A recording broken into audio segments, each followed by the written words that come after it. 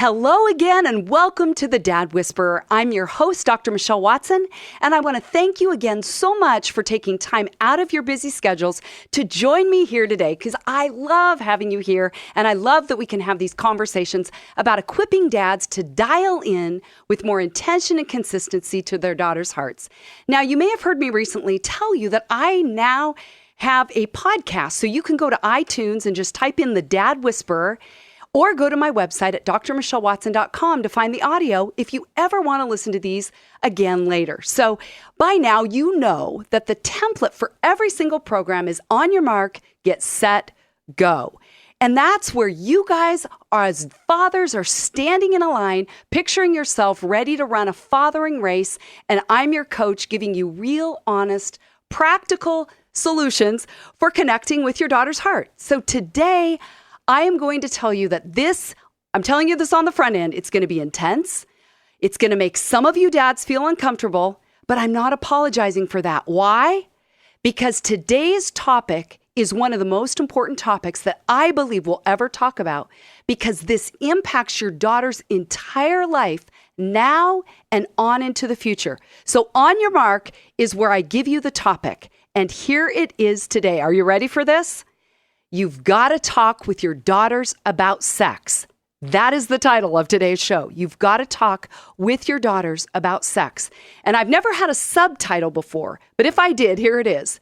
Because if you don't, everyone else will.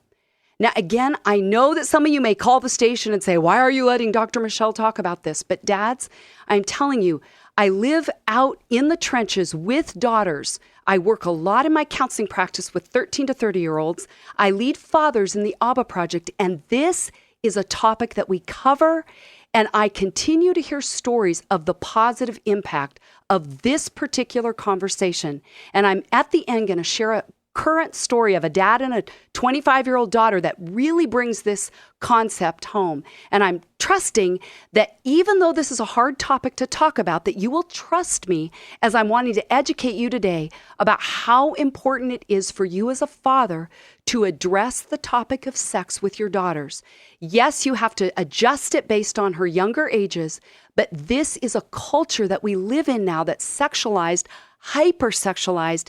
And if dads are not equipped to talk about this topic, I believe that daughters suffer and really bad things happen that shape them for the rest of their lives. Now, the backstory as to why I'm talking about this with you today is that I recently wrote my Dad-Daughter Friday blog on this topic.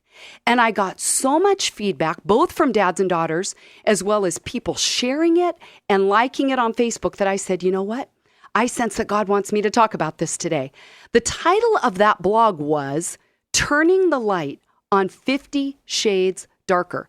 If you want to read it, again, you can go to my website at drmichellewatson.com. And today, in light of that blog, I want us to go more in depth on that topic. Now, the reason that I titled that blog, Turning the Light on 50 Shades Darker, is that is the name, 50 Shades Darker, of a recent movie that was just released last month. And it had a prequel to it, which is called 50 Shades of Grey. Now, I have not seen either movie. I never will. I have no desire to see them. But I have done a little research on listening to interviews with the lead actor, who happens to be a man who has 2 young daughters. So as you can imagine, this really struck close to home for me.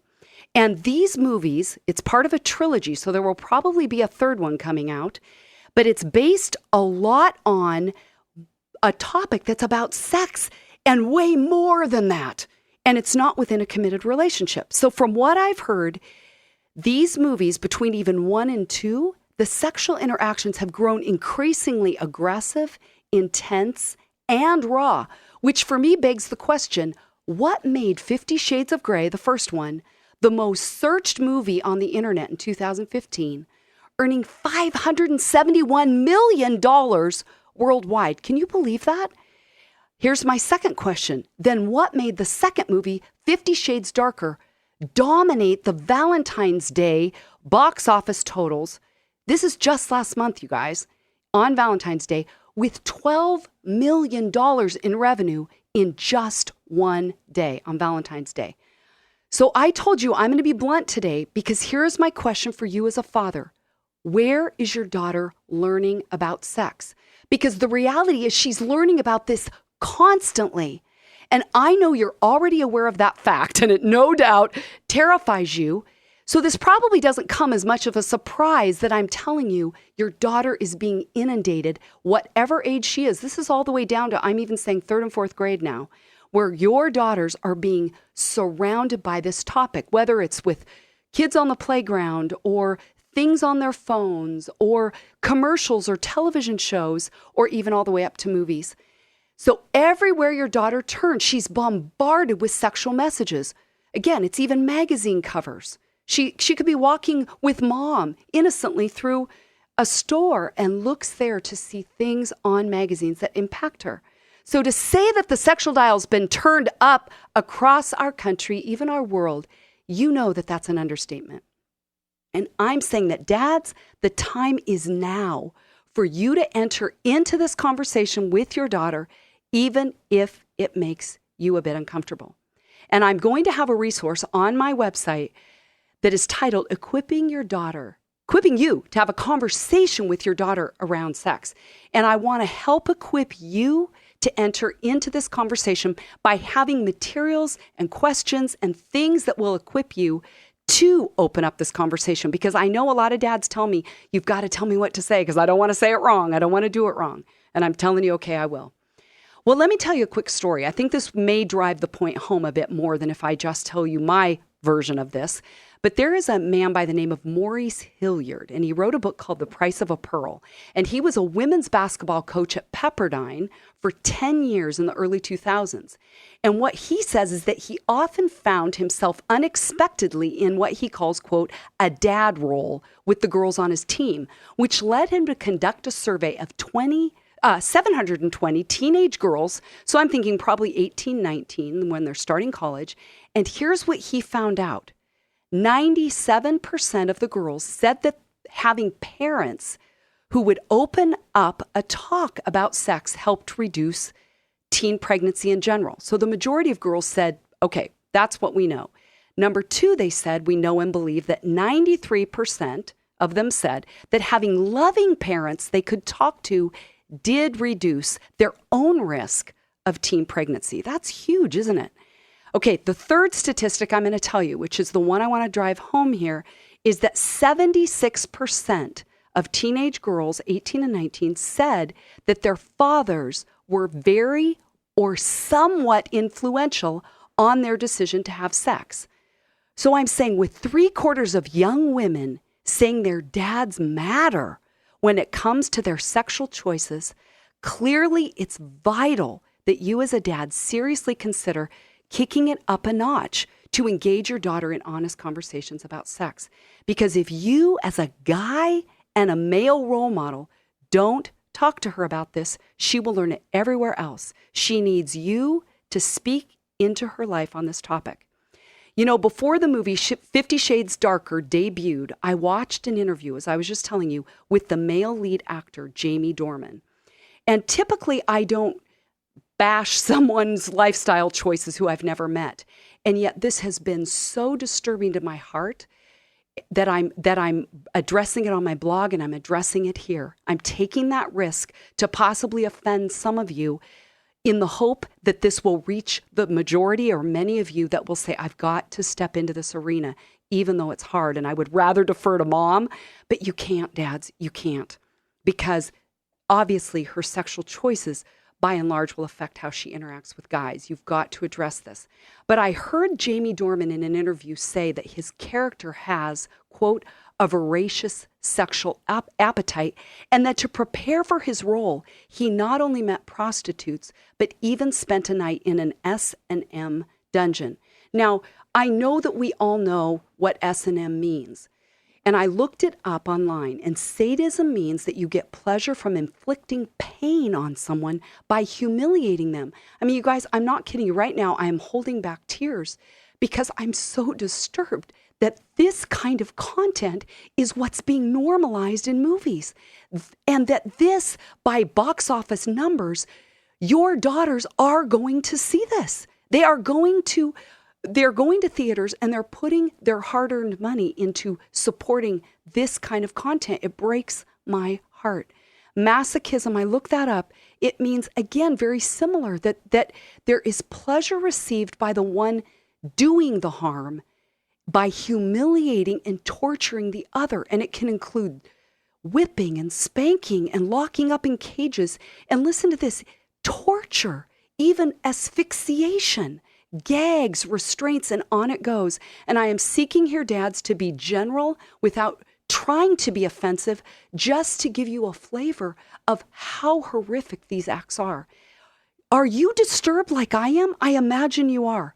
Because humiliation and torture are the hallmark words that jumped off the page for me, saying if your daughters are learning that a normal part of an interaction between a girl and a guy involves humiliation and torture, our country is headed for the tubes, because women in our culture begin to take that kind of treatment as it's shaping their identity in the way that they respond and interact with guys. The damage is lifelong, because I hear that in my counseling office over and over and over.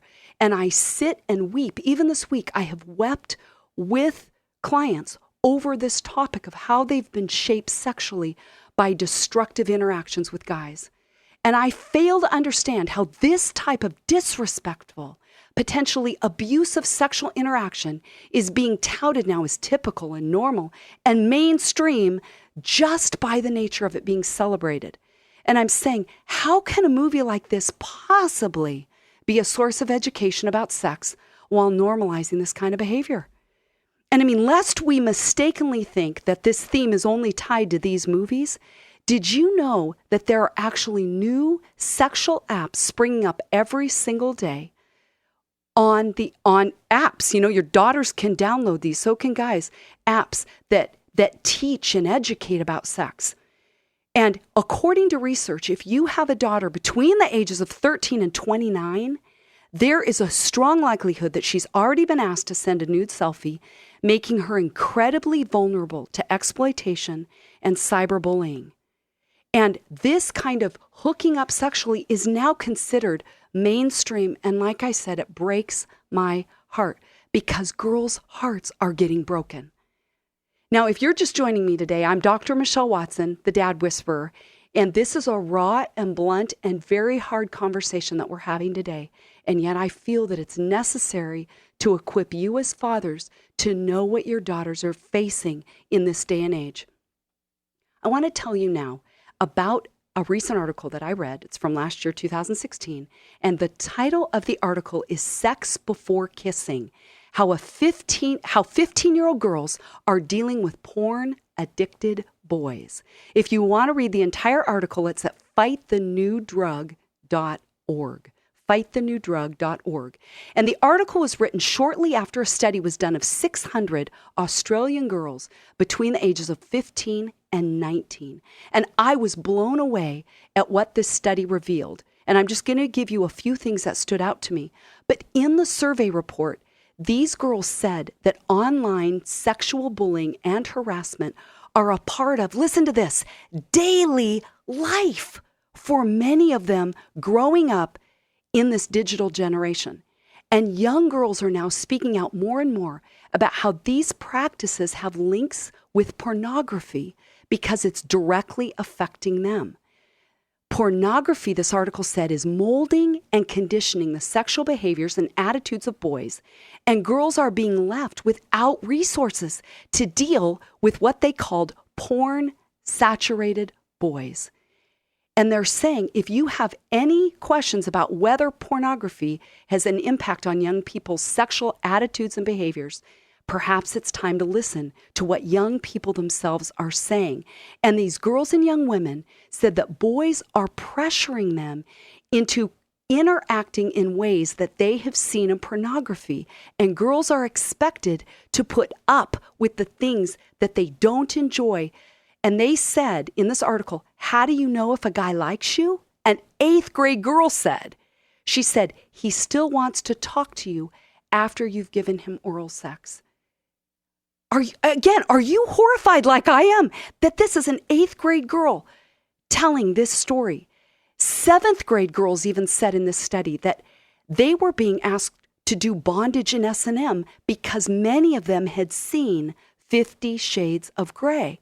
So they say if a boy wants to hit me, tie me up, or stalk me, does that mean he loves me? Okay, seriously, you guys, I'm holding back tears right now because I'm heartbroken that girls so young are taken out of their current healthy developmental innocence even at these ages and being pressured by boys to engage in acts that boys have seen in pornography. Again, heartbreaking to say the least.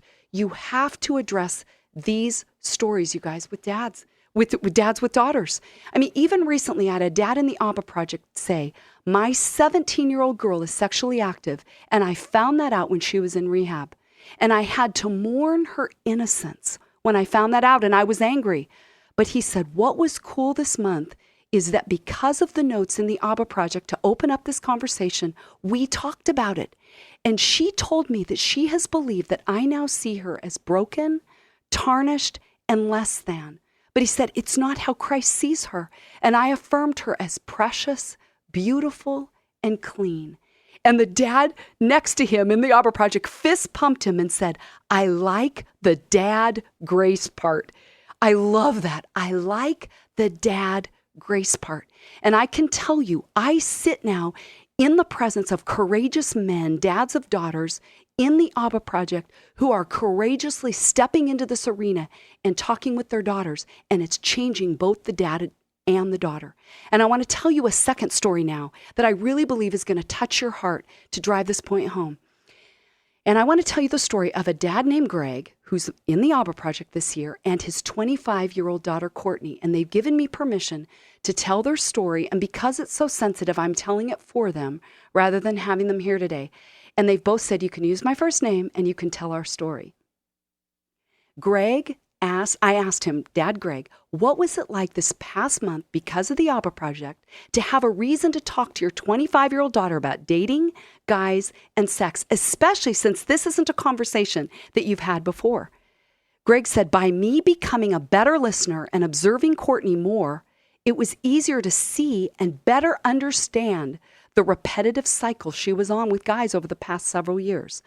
And Courtney has expressed displeasure and frustration regarding her relationship with guys lately. So it was sort of a natural progression out of my love for her to discuss why she's feeling the way she is. I asked him, okay, Greg, was it scary, hard, or awkward? And if so, how did you push through it? Greg said, no. Surprisingly, it was not scary, hard, or awkward. Would it have been 10 years ago when she was 15 to have this kind of conversation? Perhaps. So then I asked Courtney, okay, what was it like for you then to have your dad talk to you now about dating, sex, and guys? She said, okay, I'm going to be honest. It was slightly awkward in the way that you're briefly taken aback when someone, your dad, says something that you weren't expecting of them. But listen to this, Dad. She said, it felt great to be seen as an adult and have an adult conversation about adult things. I felt like I could open up a part of my life that I previously couldn't, and that I could be fully seen and known. I feel like I'm worth it now because of my dad saying it. And I said, Courtney, you told me that your dad said to you that you needed to change the pattern with guys and break the cycle. And he was talking about sex. How did it make you feel that your dad said that? She said, it felt good that my dad wanted to be involved in my life in that way. And like he had a stake in it too.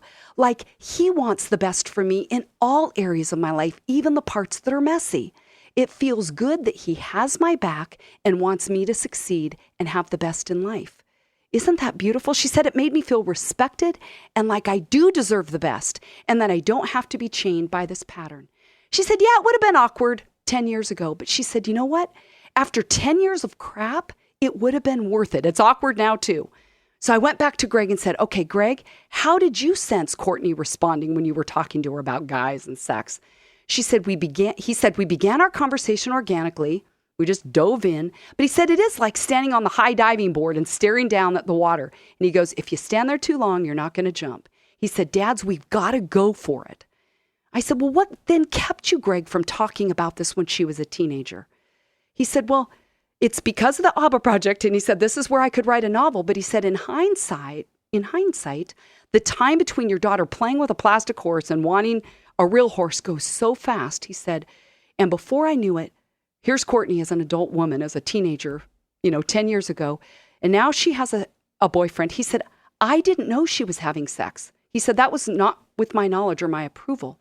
But he said, she's private and independent. But he said, now I felt like I wasn't going to tell her anything. I didn't have anything to say. But he said, as a result, I failed to communicate. I failed at that. He said, she was doing what the cool kids were doing, and I made a fatal mistake and pulled back from her. And then he said, memo to dads, it's game on.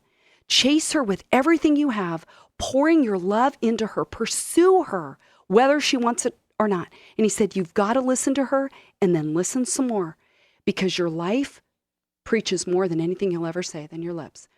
I said, well, what would you tell other dads? He said, if it's not your place, then whose place is it? He said, this comes back to helping her understand what a real dad looks like. He said, couldn't we all be reminded by our Heavenly Father and how He conducts Himself? He addresses the hard things, doesn't He? He said, we've got to spend time with our daughters and listen to the point that we may understand more about what they're going through, and we've got to be consistent. I said, okay, Courtney, what would you tell other dads who might be nervous to talk to their daughters about dating or guys or sex, thinking they don't want to interfere with their daughter's choices? She said, listen to this. She goes, get over it. She said, your daughter needs you and this is your job. Would you rather have her getting advice about sex from the guy who's trying to have it with her? No. And last I said, Courtney, what do you want to say to your dad to tell him what it means to you to have him take the initiative to talk about sex and guys and dating? She said, Dad, I cry every time I've talked to you about this, but they're tears of joy that come from deep within myself and my younger self of feeling loved and respected and seen for who I am. And to know that you care even about this part of my life and want to support me makes me feel worthy enough to make better choices in the future. And I'm saying to you, dads, don't assume that your daughter has clarity on the subject, particularly if you haven't had this conversation with her. Never conclude that she's immune from the devastating lifelong impacts should she engage in sexual activity at an early age in these kinds of ways without being married. Sexual exploration is a dangerous new norm, and she needs you to protect her. Dad, if you're ready to tackle the subject, here are some suggestions. This is the go part today. Dad's number one, and I'm going to put this on my website so you can check this out later, but tell her your wishes, your hopes, your dreams, and your expectations for how she should be treated sexually and otherwise. Number two, let her know that you believe she is worthy of being treated with respect, with dignity, with honor, while communicating your hope that she will never tolerate humiliation or torture in a romantic relationship. Number three, in an age-appropriate way, tell her a story of someone you've known, making it real. Maybe it's even you. And I know you have to navigate it wisely based on her age, but who's learned the hard way in this area of giving into sex early, saying, I wish I wouldn't have done that. Here's what myself now would have told my younger self. Number four, invite her to write out what I call her minimum dating requirements, which are the absolute relationship deal breakers. Even before she's dating, should she ever be asked, forced, or pressured to engage in activities that don't sit right in the core of her being, so she can say no.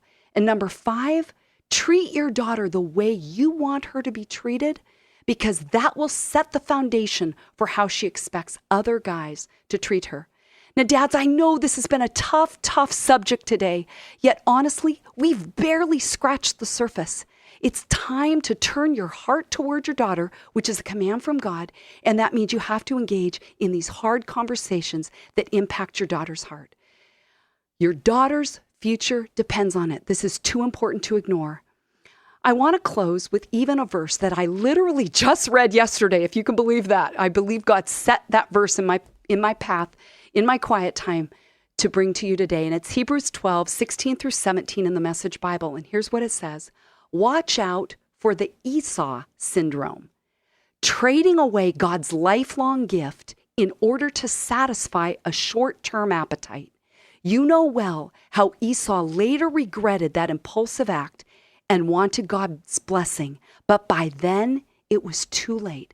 Dads, help your daughters understand that they don't want to exchange a lifelong gift of purity and waiting for their husband in order to satisfy a short-term appetite. So dads, thanks for hanging in with me today.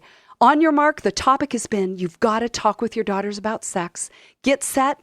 Thank you, Greg. Thank you, Courtney. Thank you, dads who have set a bar for me to tell your stories today. You've set the bar high. So dads, between today and next Monday, I want to encourage you to open up this conversation about sex with your daughters, knowing that you'll have to adapt it based on her age, but bring this topic up. Be brave, be courageous, engage your daughters, and be the dad, the hero that she needs you to be and you want to be. Always, you can write me at drmichelle@thedadwhisperer.com. Go to my website at drmichellewatson.com, where I have more resources for you to open up this conversation. Let today be a day where you kick it up a notch in being intentional and consistent with your daughter's heart. Go dads.